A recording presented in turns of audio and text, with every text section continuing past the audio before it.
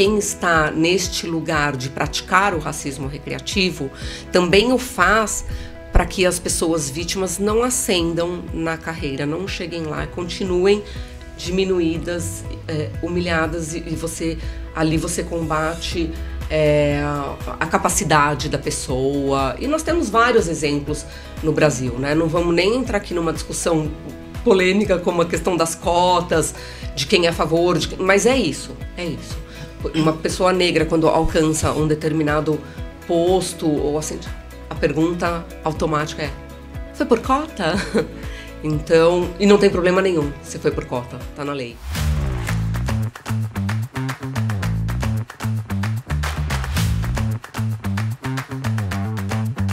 Sejam muito bem-vindos ao podcast Comunique-se. Estamos na primeira temporada do Vozes do Bem-Estar. Eu sou a Camila Montandon, psicanalista integrativa. Eu sou Thelma Teixeira, sou fundadora da CT Consultoria Inteligente, também sou terapeuta holística e educadora física de formação. Hoje nós estamos com uma convidada muito especial, Luciana Monteiro. Seja muito bem-vinda, Luciana. Ela é advogada que atua com governança social. Luciana, você pode contar um pouco sobre você? Obrigada pela oportunidade, obrigada pelo convite. Eu sou advogada atuando em governança social, sou membro da Comissão de Direitos Humanos, coordenando o Núcleo de Direito e Trabalho da OAB São Paulo, e também faço parte da Comissão de Direito do Terceiro Setor. Então, esta trajetória no terceiro setor me levou à governança social dentro do direito. Muito bom. E tem uma pergunta aqui muito importante que a gente quer ouvir de você, né, pela sua experiência, pelo seu movimento, por toda essa atuação nesse contexto. O que é racismo recreativo e por que ele muitas vezes passa despercebido no ambiente corporativo? Vamos lá. O racismo recreativo, na verdade, é uma série de comportamentos, de atitudes que nós temos disfarçados em piadas, em brincadeiras, em apelidos, mas que, na verdade, minimizam pessoas de raças diferentes. E aí a gente pode falar principalmente das pessoas negras, mas ele também atinge os asiáticos, indígenas. Nós assistimos racismo recreativo, às vezes, contra pessoas com deficiência, comunidade LGBT, judeus, nordestinos, né, para falar de Brasil também. Ele não é uma atitude isolada, são microagressões que nós praticamos, que as pessoas praticam num dia a dia, num cotidiano, e que vem disfarçado no humor, mas que, na verdade, minimiza e desumaniza a outra pessoa, a vítima de racismo recreativo. Despercebido, ele passa para quem não sofre, para quem não é vítima desse racismo recreativo. Na verdade, ele é tolerado pelas pessoas que sofrem para que elas se sintam pertencentes, muitas vezes, ao meio em que elas estão convivendo, seja social, seja profissional. Ele passa despercebido porque ele vem justamente nesta forma de humor e de brincadeira. Uma coisa que a gente vê hoje em dia bastante ser utilizada, inclusive em defesas judiciais, tá? Daí eu vou falando como a Luciana advogada. O termo dizendo, imagina, isso é liberdade de expressão. Liberdade de expressão é, de fato, um direito fundamental. Mas a liberdade de expressão ela não é absoluta, ela tem limite.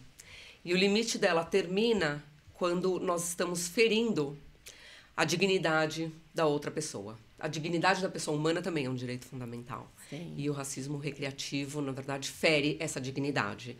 Então, ele passa despercebido por outras pessoas, porque justamente ele vem nessa forma de brincadeira e piada.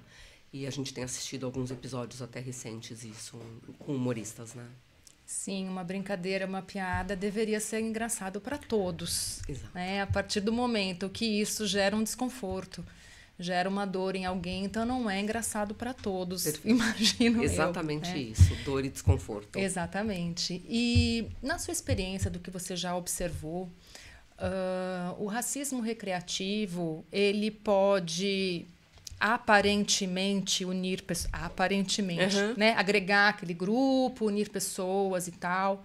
Mas você percebe que isso acaba interferindo no bem-estar das pessoas, né, que foram atingidas por isso, consequentemente ali na saúde emocional dessa pessoa, na autoestima. Isso acaba um efeito em cadeia, aonde pode interferir no trabalho dela, nas relações dela, na comunicação, no comportamento dela?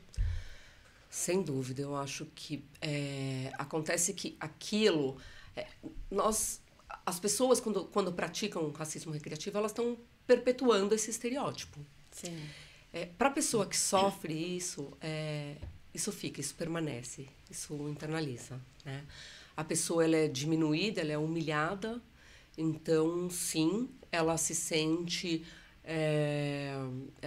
atingida de uma forma que eu acredito que isto não só impeça, mas de uma forma impede também a ascensão social e profissional dessa pessoa que vai carregando todo esse estereótipo que a gente está aqui para falar e para combater, né, a respeito. Então, sim, isso mexe muito com a saúde mental, física e profissionalmente. Acho que tem um reflexo muito grande, porque quando a gente fala a respeito, mas quando a gente também estuda a respeito, porque é necessário um letramento, é necessário falar a respeito, mas é necessário educar a respeito. E quando a gente faz esse letramento, a gente percebe que quem está neste lugar de praticar o racismo recreativo também o faz para que as pessoas vítimas não ascendam na carreira, não cheguem lá, continuem diminuídas, humilhadas, e ali você combate a capacidade da pessoa. E nós temos vários exemplos no Brasil, né? Não vamos nem entrar aqui numa discussão polêmica como a questão das cotas, de quem é a favor, mas é isso. Uma pessoa negra, quando alcança um determinado posto, ou assim, a pergunta automática é: foi por cota? Então, e não tem problema nenhum se foi por cota, tá na lei. Mas é por aí. Acho que mexe, sim, muito com o emocional. Eu tive a oportunidade de conversar com algumas pessoas na prática. Eu tive a oportunidade de ter uma conversa recente. E aí a conversa gira até em torno de como você leva isso para sua família. Como você cria os seus filhos para que você cuide, para que ele não se deixe ser enxergado neste lugar, não seja humilhado. Então, não tenho dúvida nenhuma. E se a gente for falar de uma forma em empresa, são os empregadores, eles são responsáveis, inclusive por lei, pela saúde física e mental dos seus colaboradores e pelo ambiente saudável e digno de trabalho. Isso está previsto em Constituição, na Consolidação das Leis do Trabalho, no Código Civil. A injúria racial foi equiparada a racismo. Então, o racismo hoje ele é um crime inafiançável.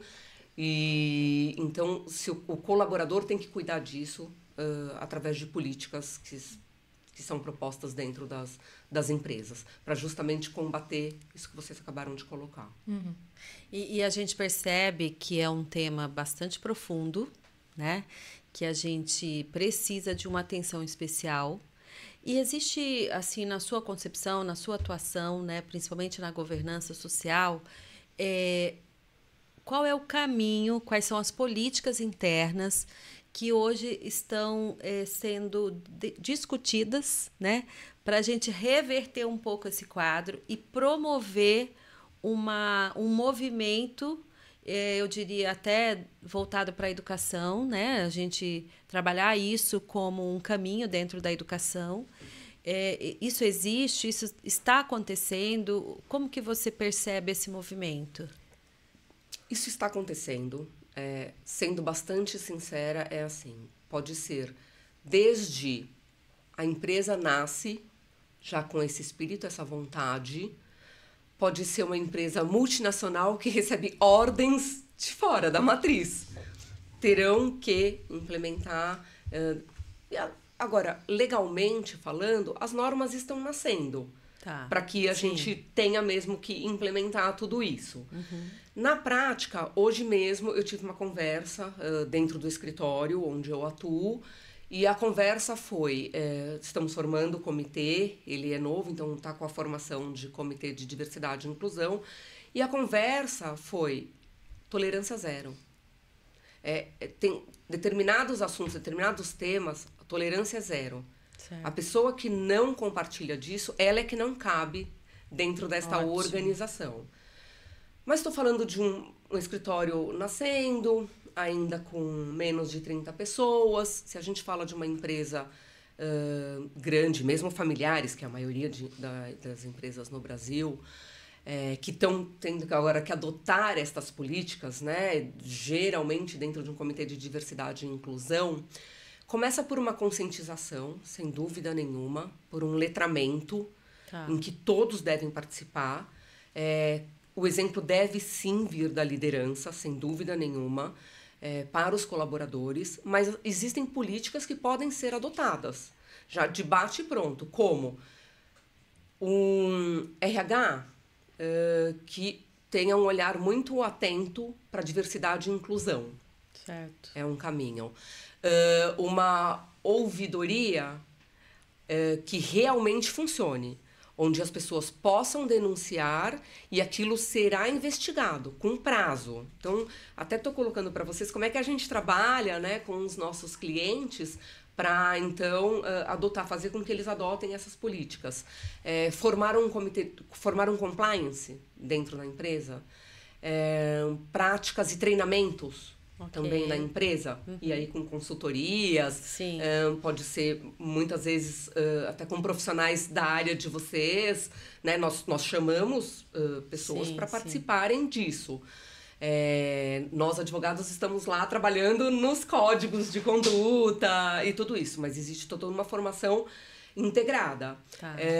A gente pode falar sobre ESG, e daí quando fala de ESG, a gente vai para a governança social e vai falar a respeito justamente dessas práticas antirracismo e mais uma série de outros assuntos que a gente tem que combater, como corrupção e, enfim, isso. Mas é por aí, né? Começando com o departamento pessoal, que tem que olhar, e aí, geralmente, as empresas formam comitês através do compliance para que essas políticas possam ser implementadas. Muito bom. O letramento, a educação, a conscientização é o grande caminho. Porque a gente precisa explicar. A gente precisa explicar os impactos que isso causa. Emocionais, como vocês disseram, né? E depois para como, então, aquelas pessoas vão se posicionar.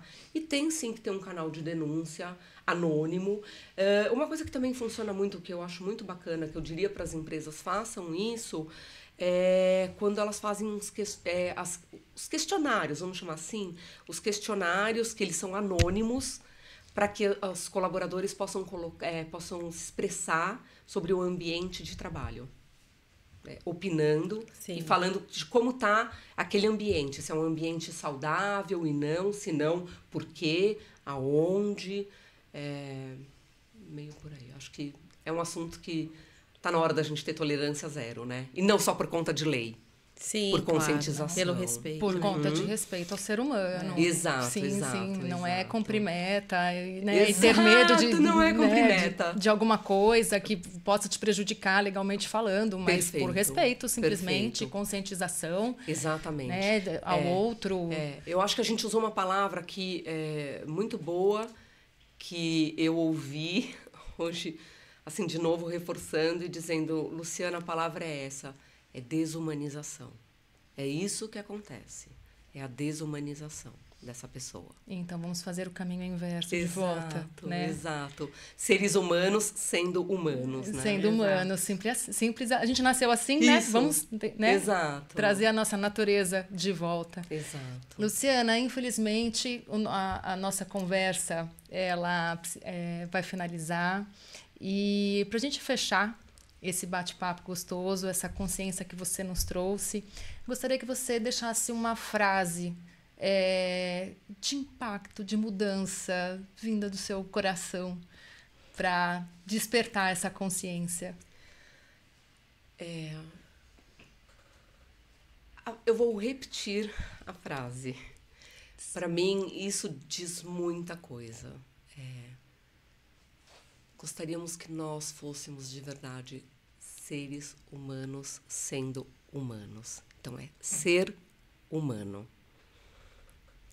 Muito obrigada. Muito obrigada. Gratidão. Eu que agradeço. Namastê. Eu Muito que agradeço obrigada. o convite.